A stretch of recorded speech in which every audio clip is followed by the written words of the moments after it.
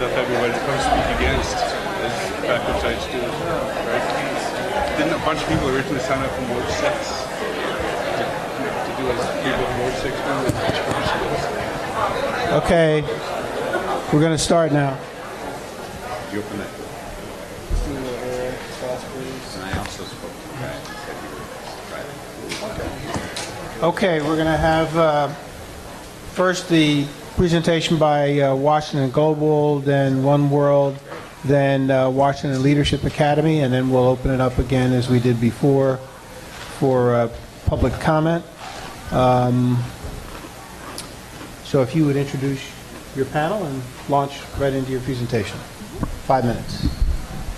Good evening. My name is Dr. Elizabeth Torres, and I'm here with my colleagues Candace Kloos and Martina Dayan Huff, and we're here to present on Washington Global.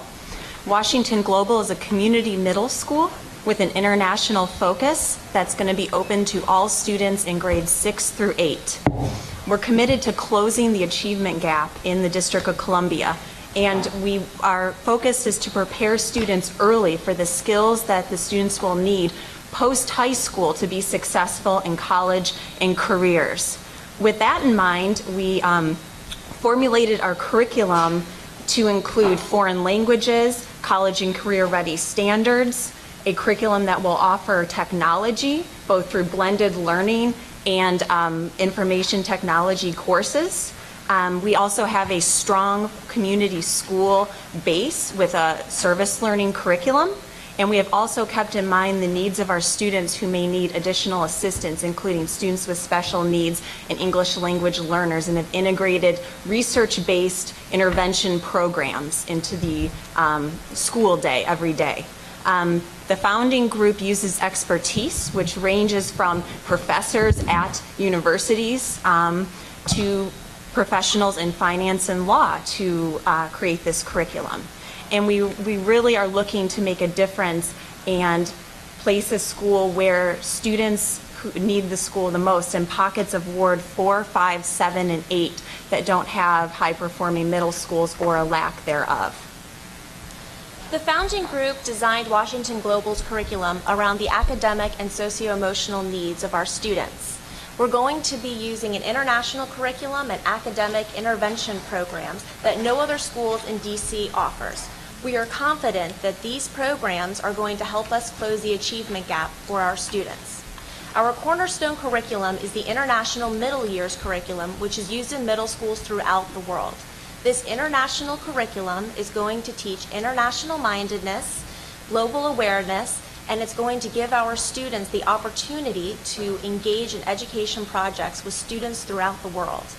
The International Middle Years curriculum it uses project-based learning, which we know has shown to improve the academic achievement of urban middle school students. Washington Global is also going to be offering rigorous courses in the core content areas. We're going to be using our Common Core state standards that are going to be aligned with the courses to make sure that our students are college and career ready.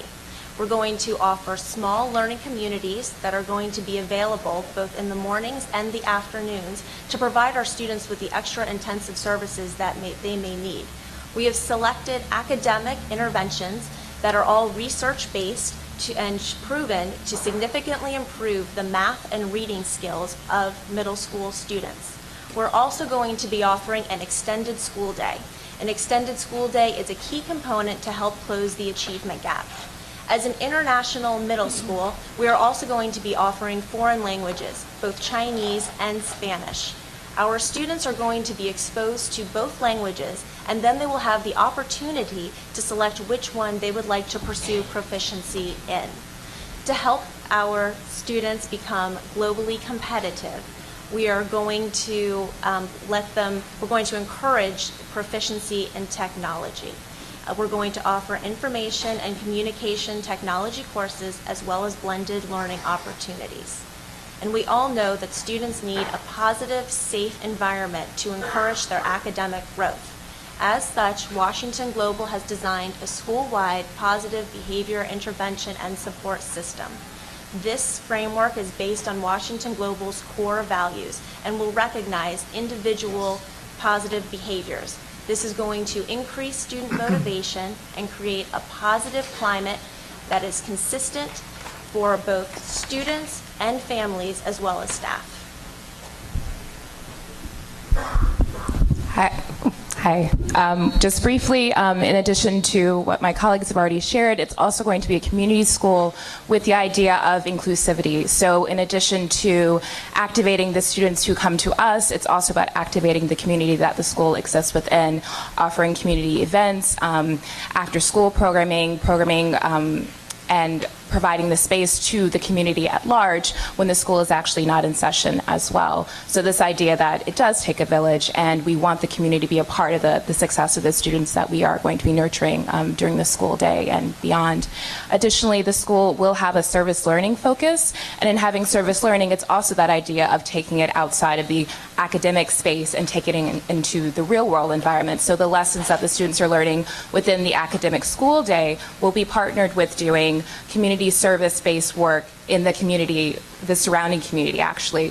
But it's not just community service on that one-sided, the one-sided element, but it's reinforcing the lessons of academia in serving the community. So these students are really being empowered and activated to understand they have a contribution to society and they can have a power. Okay, thank you.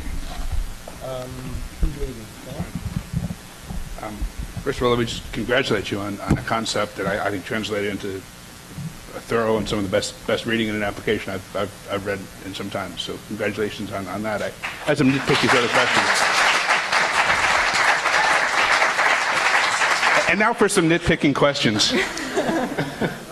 There was some discussion in the capacity interview of taking the International Middle Years curriculum, which was pointed out is widely used and often widely used in some highly selective and highly competitive private schools, and adapting that to the student population that you've targeted here. Could you speak to that? Yes, absolutely. So, like I mentioned in the introduction, the International Middle Years curriculum does utilize project-based learning, which we know is going to be effective with this population. It is a thematic program, and it has themes that we feel are going to really resonate with our students, such as resiliency, collaboration, entrepreneurship. And it's also preparing them to have international mindedness, which they're going to need to be globally competitive, as well as equipping them with the information and communication technology component of them. Okay. Sort of on similar direction. You pointed to a goal of achieving a score of 75 in the performance management framework in 5 years. And the schools, the Tier 1 schools that you pointed to, the Tier 1 middle schools that you pointed to in your application, in addition to being excellent schools, also, I think with the exception of one, are excellent schools that have a dedicated feeder school, whereas yours would not. So if you could speak to that as well. While we don't have a dedicated feeder school, we are open to that, partnering with an elementary school. But we really think the key is that we have selected three research-based intervention programs: Odyssey Math, Fusion Reading, and Spell Read, that we went to the Institute of Education Sciences in the U.S. Department of Education. We conducted research. We've worked with researchers from University of Kansas and George Washington University, and we know that these are the best programs for adolescents. So we feel that although we don't have a feeder school, we're going to have 2 dedicated hours a day for students who need intervention to have that intervention. And I don't know of another school that has that level of reading and math intervention. And the International Middle Years curriculum, you may be familiar with its predecessor, the International Primary Years, which is used in several schools throughout the District of Columbia. And research has shown that that these curriculum improve student engagement and student performance. And we were actually really excited by one particular school that uses the International Middle Years curriculum in Indiana. It's called the Crystal House Academy, and students at this school have scored above 80% in their statewide assessments, compared to a little over 20% for the rest of the state. So it's been noted as a highly distinguished school. Is that curriculum used in all of the Crystal House Academies? Because there are highly disparate levels of achievement in the different Crystal House. No, just the Indianapolis Crystal House Academy in Indianapolis. They scored in the 80 percentile in their standardized test score, the I-STEP. So it's been very positive. You mentioned the George Washington Graduate School of Education. I wasn't clear from the application or the interview. There is a cooperative agreement in place, or what's the status of that? There is a Dr. Juliana Tamans, who is on our board, runs the cooperative agreements for Fairfax County, Montgomery County, and as soon as the school is approved, we will prepare the cooperative agreement. We will use the agreement that's used for Fairfax, Montgomery. It's a fairly standard agreement, and then tailor it to our own program. So we plan to have an international education course for the teachers who will be urban fellows at our school, and that's not customary for other school systems. So we'll tailor it to our needs, but we've had meetings, and Dr. Tamans is on the board of directors of our school. Just on curriculum for a second, this, just to clarify, this is not the same as the IB middle years curriculum, correct? That's correct. Both have an international focus, but the international middle years curriculum is going to provide us with enough flexibility so we can really target the Common Core state standards for our students. Okay. And then one last question, and then I will yield to my colleagues, but I did wonder, it seems to me that in year one particularly, your instructional program and your school are highly reliant on a high number of part-time instructors. I counted 6. Could you speak to and I think 6 included special ed. Could you speak and also, speaking of the first year plan, I saw $0 in the budget for custodial services. So with all of that, could you speak to how you would ensure quality in year one, given that? So for the custodial services, I'll answer that question first. We prepared the budget with the assistance of believing that we will work with Building Hope. So we've met with Building Hope. However, if we have to go into the commercial market, we will budget $32,000 in a fund that's listed under miscellaneous fund over into paying a custodian. You know, if we decide that one of those, if we have enough cushion through fund, listed as part-time. The part-time staff that we have currently are foreign languages, PE, art, the special ed part-time staff. So we have 1.5 special education teachers. So it's not 1.5, it's not one half